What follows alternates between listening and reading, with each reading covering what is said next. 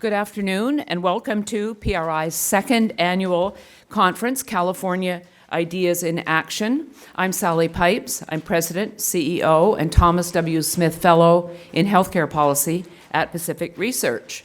We're so very pleased that all of you could join us today for what is becoming an annual tradition. So next year will be our third annual. And I'd like to thank Tim Anaya and Evan Harris for making all of the arrangements and making this the success that it is. So thank you, Tim, and thank you, Evan. We at PRI are spreading free market ideas where they matter most, right here in Sacramento. We couldn't have picked a better time or a better location to have our conference this year. As you know, across the street at the Capitol, the State of the State was taking place with Governor Newsom, and he has offered his vision for the year ahead in this State of the State. And it looks like, in a quick look that I took, the focus is on the homeless situation, and that is the focus of one of our key panels today. But the governor's address is always about how can we expand government or spend more of our hard-earned tax dollars to focus on the major issues in California today. For example, Governor Newsom has appointed his Healthy California for All Commission. I really thought that, since I spend all of my time talking and writing and debating about why single-payer Medicare for All is a bad idea, that I might be one of the 13 appointees. But I'm sure you're as surprised as I was to find out that I was not selected. Even though I did win a debate at UC Berkeley against Richard Scheffler, and he is on the commission and I'm not. None of the other people in the market-based side of healthcare reform are on that commission. All that is being talked about is how can we move the state of California to a single-payer Medicare for all system, a system where all private coverage will be banned. This is what Bernie Sanders is pushing for in the Democratic race to become the Democratic nominee for president, and all of the others, Buttigieg, Warren, Klobuchar, Biden, they're all pushing for the stepping stone approach to single-payer health care, which is the public option. But ultimately, all private insurance would be crowded out under the public option, and we would end up not within the first week, as Bernie Sanders says, but certainly by year 3 in a takeover of health care by our government. On California's homeless crisis, the governor has proposed spending tens of millions of dollars more on new government programs, and we'll learn more about that from Kerry and his panel. But it's the latest example of government throwing money at something that they hope will solve problems, and as you know, many times they don't. To address housing unaffordability, the governor proposes all sorts of these new programs. But as Kerry Jackson has noted, California's housing crisis is really a politician-created crisis. It's the result of many years of rules and regulations that make it very difficult and expensive for the private sector to build new housing. On education, the governor's agenda involves spending more money on the education status quo. We know that too many traditional public schools aren't getting the job done and are not serving our K-12 students. And this is especially true for students who live in urban and minority communities and who attend these public schools that aren't making the grade in helping them and their families achieve the dreams that they have. And finally, the government talked about fighting poverty and income inequality. And we're delighted that Damon Dunn is here, and his new book on universal basic income will be out soon. But this is one of Damon's big issues, and he's going to talk about that in one of the panels. So many people at the state capitol embrace these great society ideas that keep people trapped in poverty, and that's why Damon's story is so effective.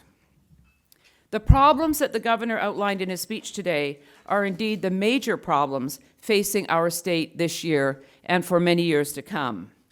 These problems are not going to be eliminated overnight, though.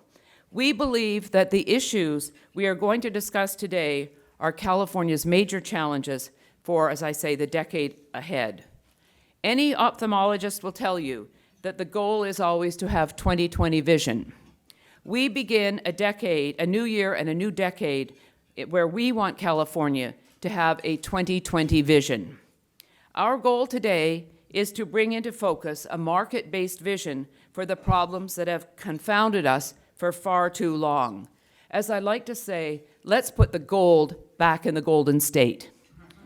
We will share our ideas on healthcare, the future of work, getting better educational opportunities, homelessness, wildfire preparation and prevention. We have brought together an all-star team of policy experts and real-life change makers to share their perspectives on these important issues. We believe that the ideas that we will offer today are realistic proposals to meet the challenges we face as Californians.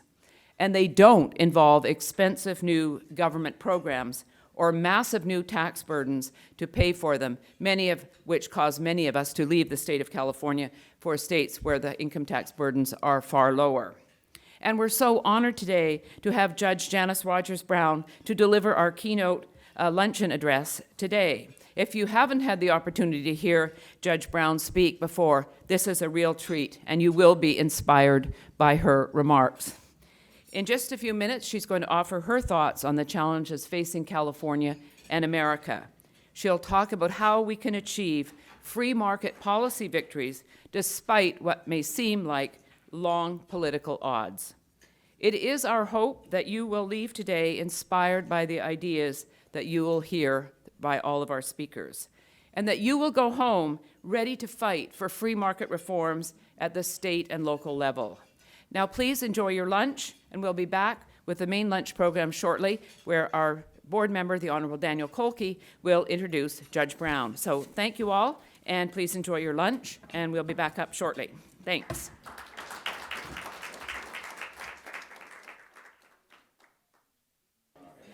Good afternoon. If I could have your attention, please. We'd like to now begin our luncheon program. To introduce our keynote speaker, the Honorable Judge Janice Rogers-Brown, I'd like to introduce our board member, the Honorable Daniel Kolkey. Dan is a PRI board member, as I mentioned, and chair of PRI's California Reform Committee. He's been a partner at the San Francisco office of Gibson Dunn for several years, and he's thinking about retiring. I wonder if they will really let him retire. But if he does retire, he'll have a million other jobs that he will be pursuing.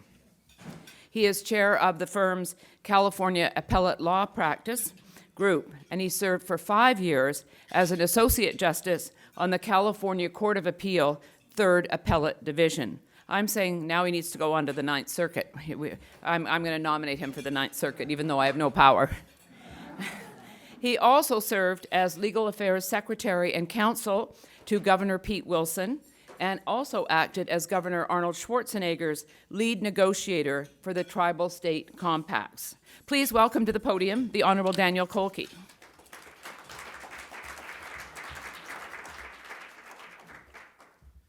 Well, it's my great honor and privilege to introduce Janice Rogers-Brown.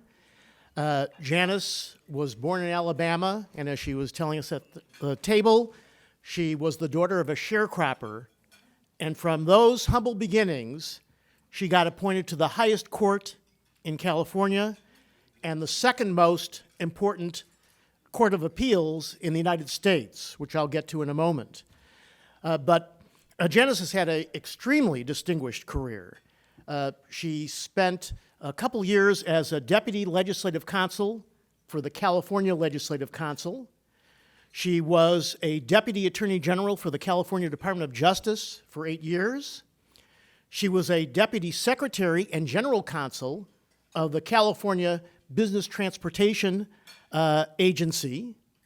And then, for a very brief period, Janice and I had parallel lives. For just a short moment in history, we both graduated from law school in 1977, Janice from UCLA Law School.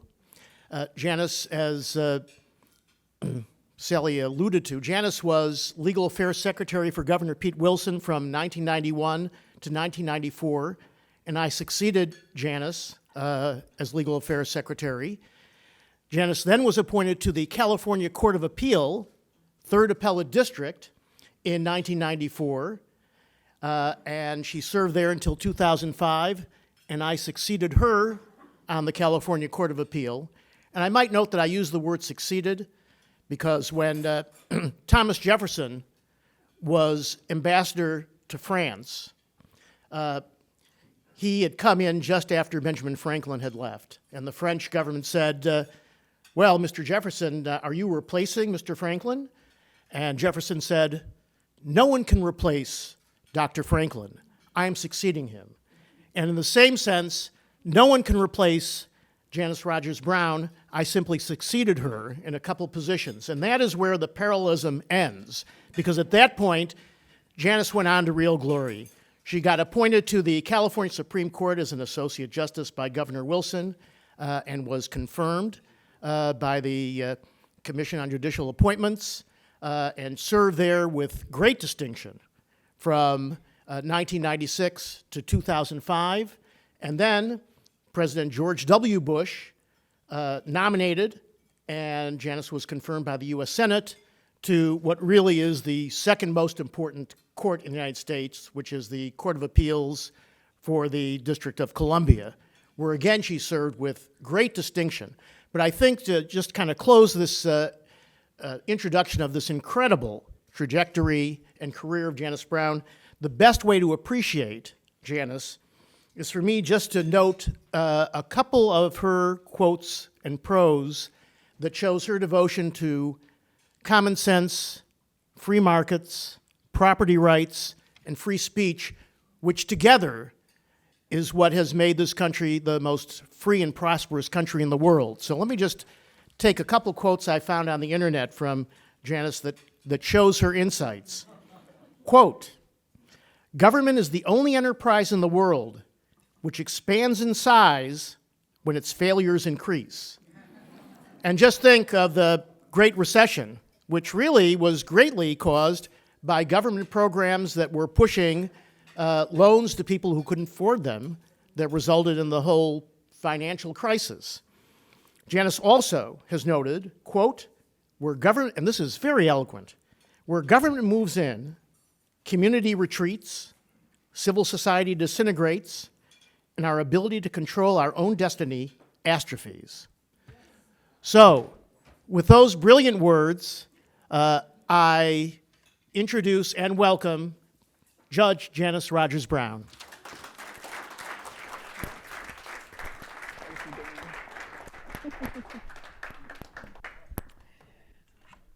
Well, good afternoon. It's wonderful to see you all here. I'm delighted that PRI is now going to have an annual policy summit. I think that's a great thing. I think I should start perhaps with a disclaimer, because I know you're going to talk about economics and free markets and all of that, and I am not an economist. I'm not even a judge anymore. I'm retired. But I'm somebody who has spent a very long time thinking about governance, thinking about the American founding, and thinking about why it worked to create the incredible country that it did. And you know, what now seems to be going awry. So I want to take a little step back here. You will get into the weeds later on, but I'm going to take a step back and talk a little philosophy.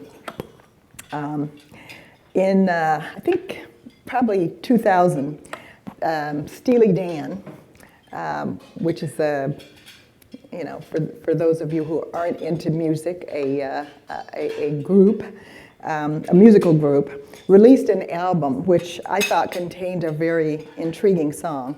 It was a song about meth addiction, and it contained this haunting line describing a friend named Teddy as, quote, skating backwards at the speed of light. And that always struck me when I heard that. So I was thinking, now in the fable year 2020, we begin to sense that our addictions, as destructive as they are, may be the least of our problems. We are unquestionably moving backwards in our politics. And the velocity is frightening, but I think a better analogy might be moonwalking into madness. For those of you who are too young to have seen MJ in action, I'll tell you that moonwalking is a dance move in which the dancer creates the illusion of moving forward while actually gliding backwards. And that posture, that illusion of progress, when what is really happening is destruction and devolution, seems to me the perfect visual depiction, not only of the direction of American democracy, but the trajectory of Western civilization generally. America became a beacon to the world because of its commitment to freedom. It became a pariah for the same reason. Our foundational text embodied a new idea of political freedom. Henry Jaffa has contended that the American founding limited the ends of government to enhance, quote, the intrinsic possibility of human excellence. The idea that through the great Western canon, from the philosophy of Athens, the revelation of Jerusalem, the Enlightenment in London, to the political society formed in Philadelphia, true goodness could be grasped. Western civilization arguably reached its apogee in Philadelphia in 1776. Consider what the late Leszek Kolkey posited as probably the most famous single sentence ever written in the Western Hemisphere.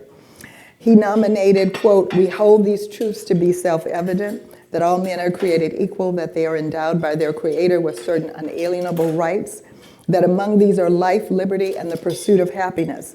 But as Kolakowski goes on to say, what seems self-evident at the founding would appear either patently false or meaningless and superstitious to those who now think they should be in the business of shaping our political imagination.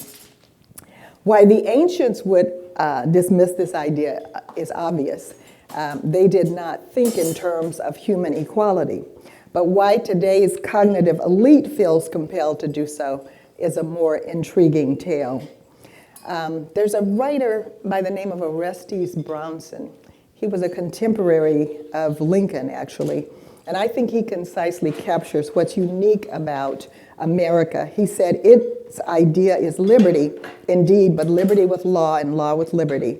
Its mission, he said, was the realization of the true idea of the state, which secures at once the authority of the public and the freedom of the individual, the sovereignty of the people without social despotism, and individual freedom without anarchy. The American Republic was instituted by Providence to realize the freedom of each with advantage to the other.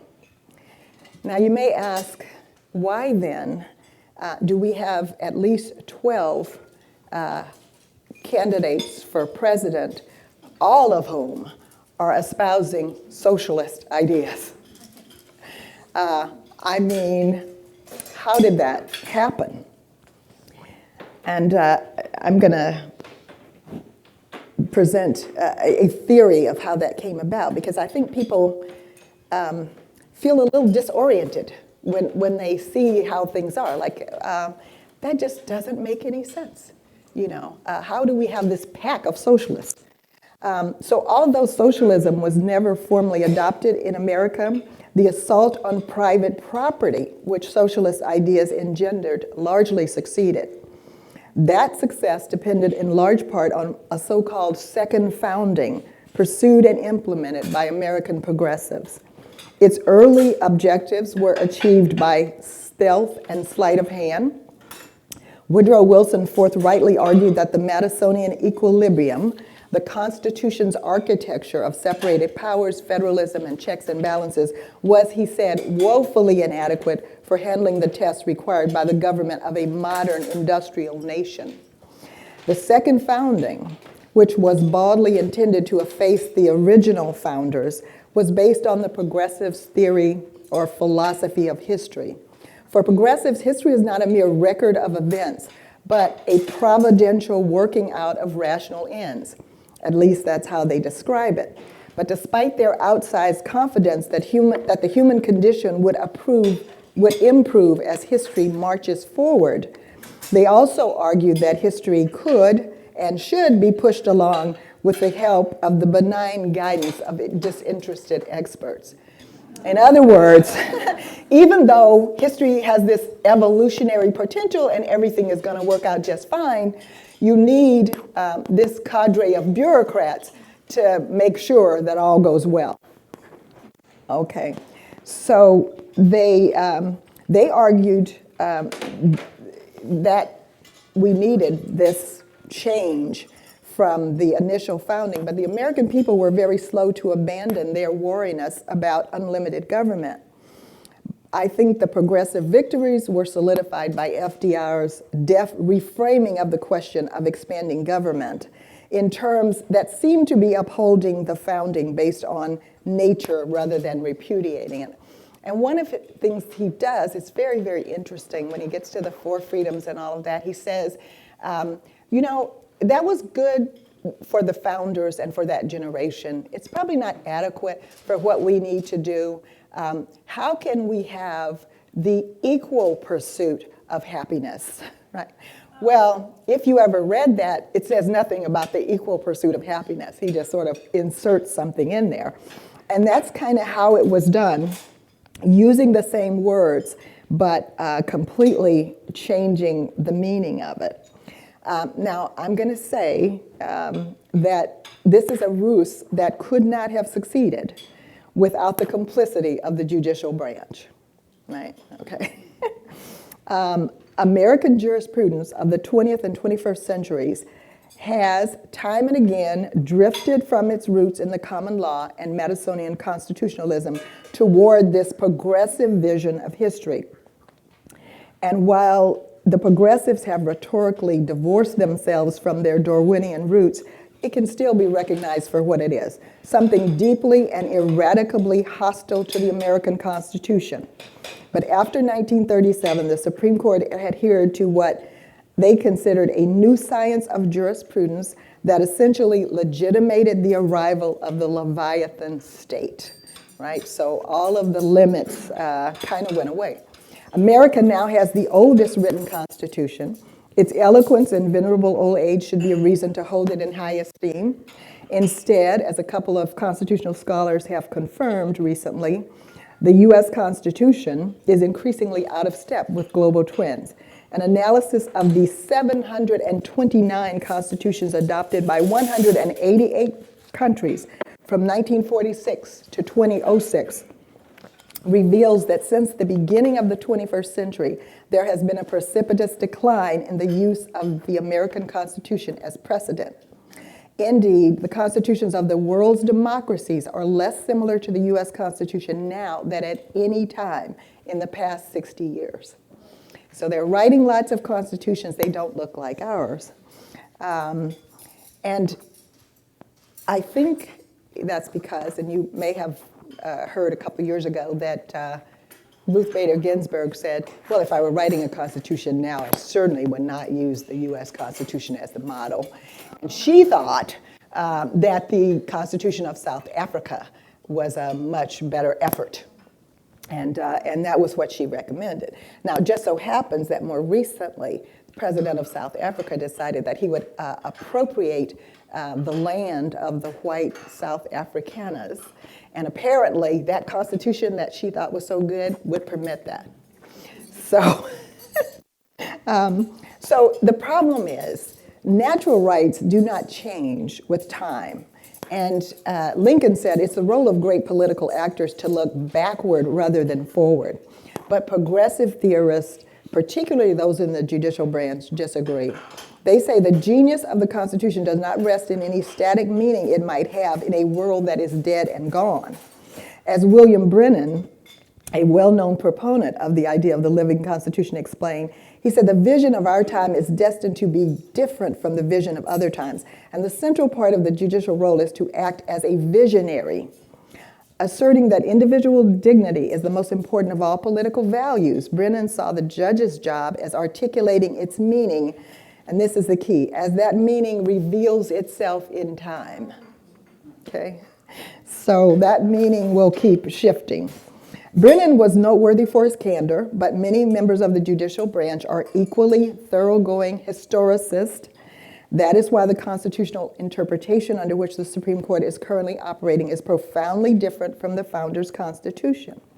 That interpretation has largely supplanted the original document, and it's much more closely aligned with the sort of constitution making now prevalent in Europe. And both American judges and legal writers have argued that American exceptionalism should be tempered by the introduction of European norms.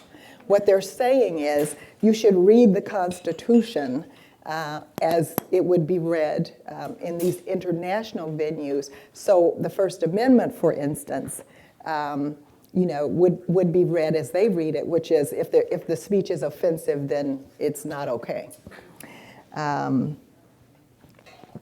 So the American Revolution represented the culmination of religious consciousness applied to the design of government.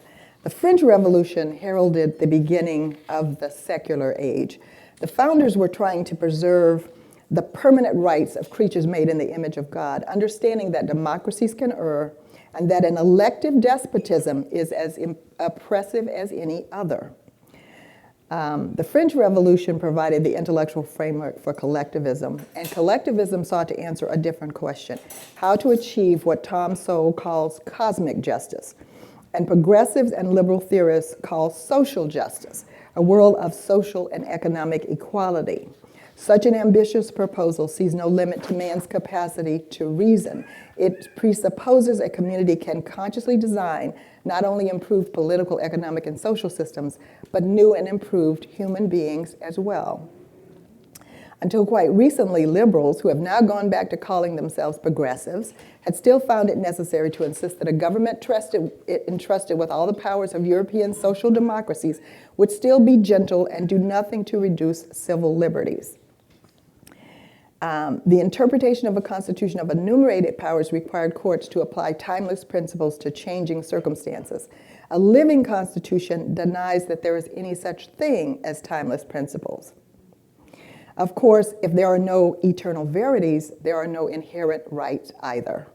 And there's a wonderful speech from a Ninth Circuit judge, which is really kind of amazing, but it's from 1944. And he says, if there's no natural law, there are no natural rights. And if there are no natural rights, the Bill of Rights is a delusion. And everything which a man possesses, his life, his liberty, and his property, are held by sufferance of government, and that in that case, it is inevitable that government will someday find it expedient to take away what is held by such a title as that. And if there are no eternal truths, if everything changes, everything, then we may not complain when the standard of citizenship changes from freedom to servility, and when democracy relapses into tyranny. We had, I think, stellar examples of courage and self-sacrifice and restraint in our history. Jefferson credited Washington's moderation and virtue with preventing the American Revolution from becoming what many others had been by subverting liberty. And that was because Washington, when he had the opportunity to declare himself king, declined to do that. As soon as the war was over, he hastened to Philadelphia, put down his commission, put down his sword, and went back to his farm. And by doing that, he actually was praised even by his enemies. King George said that act of just giving everything up when he could have been king placed him in the light he says that he placed him in the light the most distinguished of any man living, the greatest character of the age. And I think, in some ways it was unfortunate that he was such a strong example, because I have a feeling that the reason that we were so generous with executive powers is that George Washington was going to be the one, who got to exercise those powers, but we didn't get to keep him. So it's become, somewhat more of a problem. But he was unstinting in his patriotism. He had a strict sense of honor. And he had a very realistic assessment of the frailty of human nature. And I think he passed that down to us in our DNA. For there was a very long time when America was America and behaved in very exceptional ways. So what Washington gave us at Bunker Hill and Trenton and Newburgh, we took to Bull Run and Gettysburg, to Normandy, to Okinawa and Iwo Jima, to the Yalu River and Saigon, to the Brandenburg Gate. And he would have been very pleased about that because he sought very consciously to imprint a national character at the founding that would be the bedrock of what he said would be an honorable and just nation. And for centuries, that seems to have succeeded. But the world is very different now. And so, you know, even in 1987, you had a British prime minister and a pope and an American president who gave a hard shove to the tottering edifice of global communism that ended World War III. We had a president, you know, in the 60s, Kennedy, that's what I'm trying to say, who said, you know, we will bear any burden, you know, go any distance in order to preserve freedom. We had Reagan, who told us that the Berlin Wall would fall because it could not withstand the truth. So we had that history and that DNA, and it must have seemed as if America could never fail. And I felt that way. You know, it's only in the last few years that I've thought, well, you know, perhaps it was more fragile than I thought. So something has gone wrong. I think we all have that feeling. And so the common humanity of identity politics of the civil rights era has been superseded by this virulent common enemy identity politics. The political correctness encouraged by good manners has become a stifling orthodoxy.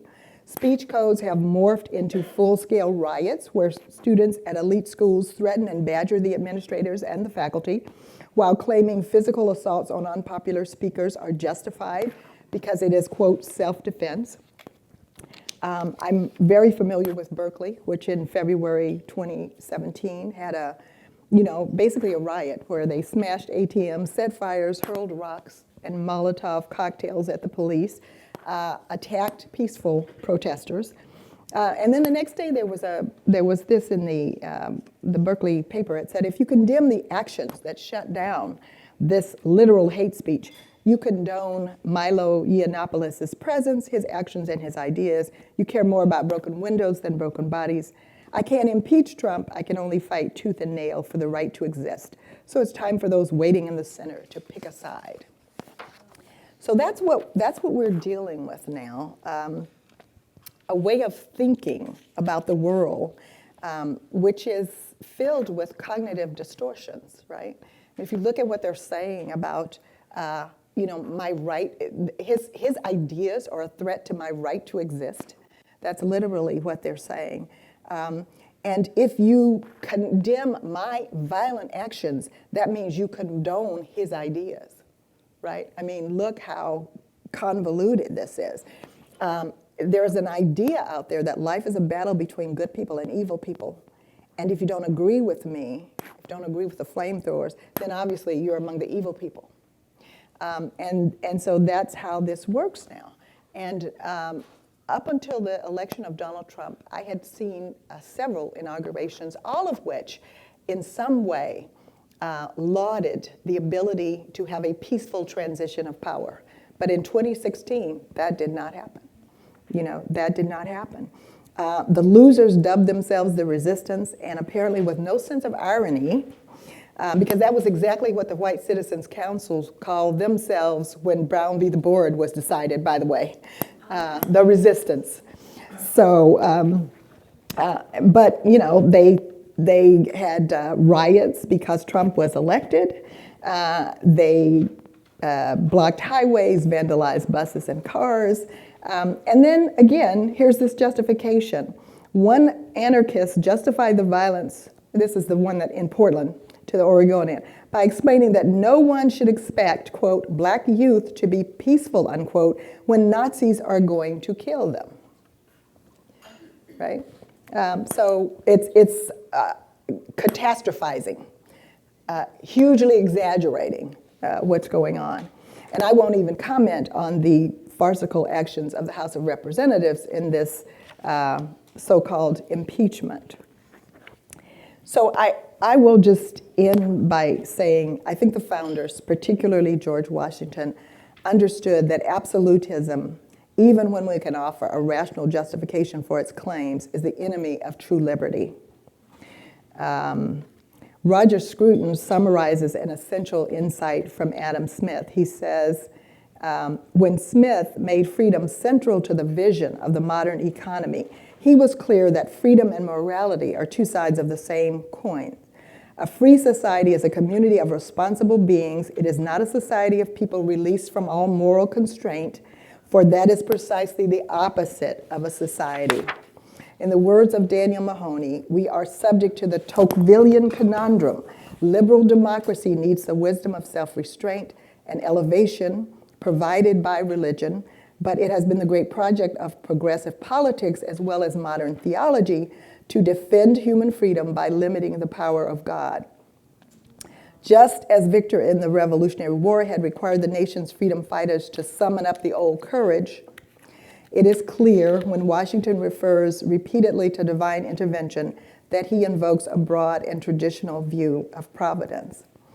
I don't know exactly what the answer is. I wish I had the silver bullet, but I do find that I like Roger Scruton's idea where he says that pessimism has its uses, if in small doses. Just don't get carried away. So what cannot be prevented must be limited. There have always been doubts about the longevity of the democratic republic and the frailty of constitutionalism. But like, T.S. Eliot says, here as hereafter, purgatory is better than hell. So let's get at it.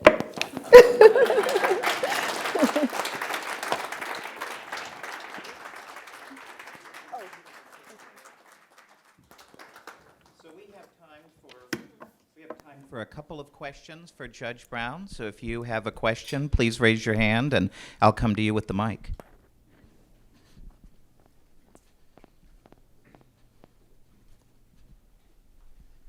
I don't know if this provides any solace, but when I was a student in the early 1980s, people were catastrophizing the election of Ronald Reagan. Mm-hmm. And I specifically remember some of my fellow students wearing "Shoot Bush First" buttons. So, wow. So while I think we have something that's a worsened degree after 2016, it's been there. One thing that I don't think has been there and is getting worse and worse is the dysfunction in Congress. I specifically think about the failure to pass a budget year in and year out, and just generally operating under any kind of regular order. And I was just wondering if you have a take on that as to, is that a problem and is it something that can be reversed? Yeah, I think it's a huge problem. The way our government is set up, Congress was really supposed to be the dominant branch and to exercise a lot more control. So one of the things that we have is sort of all of the real law is being defaulted to administrative agencies, essentially, which are very unaccountable. And if you heard Horowitz's report, it's really kind of horrific because these bureaucrats are not there's the elected officials are able to exercise very little control over them, and they are not unbiased. They are not those neutral, independent experts that the progressives promised us. What happens is they have their own biases and their own vision of how things should be. And it's, in fact, it's always a mistake to think of government as a neutral tool. We always make that mistake. We make that mistake of thinking that we can use it, to accomplish our ends without recognizing that it always has agendas of its own.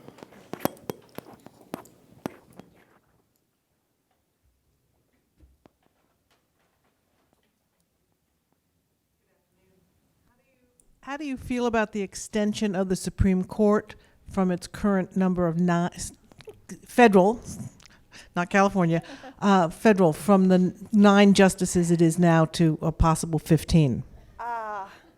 Well, I think that was basically something that was proposed simply because the folks who lost the election felt that they were going to lose control of the Supreme Court.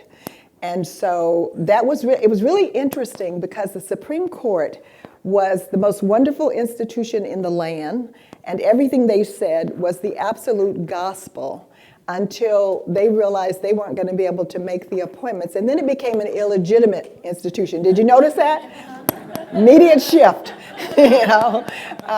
So, but one of the things that's disturbing is how willing, people are in trying to pursue their political ends to absolutely undermine the trust in every institution. And just, it's like everything is up for grabs. I mean, there is nothing that people are concerned about protecting anymore, apparently. And that what's being reflected because of that is a very, very low level of trust by people in our institutions. I'm going to greedily ask the last question before we run out of time. Since I have the microphone, I can do that. One of the things that I've been interested in, and I'd love to get your thoughts on, is the response of states like California to what the Trump administration is doing is to sue. And our Attorney General Harris, then Becerra, they pat themselves on the back for the record number of lawsuits they file. What is your advice to us as, people interested in these conservative public policy ideas and in the grassroots to counteract this sue that's thwarting an agenda the people supported when electing the president? Well, I don't think that you can stop it. Basically, the judiciary has been weaponized. And so that's just going to be, part of what there is to deal with. There are a number of organizations, that are focusing on different aspects of this. And so, my advice would be find something that you care about and an organization that's fighting on that front, because the people who are focused on it are going to be very good at it. And that's what you want. You want people who are going to be effective in trying to defend these positions. So if you're interested in free speech, there are things like FIRE. If you are interested in religious freedom, there's Back Fund, all those kinds of things. Property, there's several different organizations, that are defending property rights. So that I would say, support them. If you have money, and you just want to know where to put it, try to make it count, because on the other side, they are doing that. They're funding those kinds of efforts.